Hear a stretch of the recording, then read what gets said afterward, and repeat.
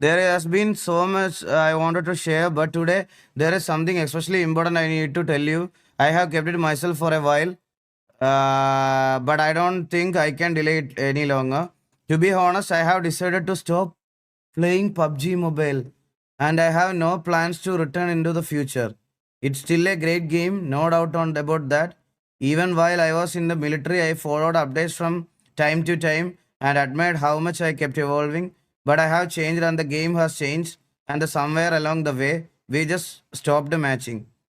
There are many reasons, but the biggest one is everyone's just way too good now. LOL. ഇപ്പൊ എല്ലാരും അടിപൊളിയാണ്.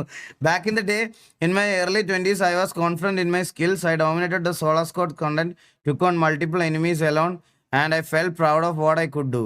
But after almost 3 years of being away from the game, my instincts are gone. The mechanisms I used to master feel the foreign now. I hopped in recently, and honestly, I got destroyed. Everyone is so skilled now.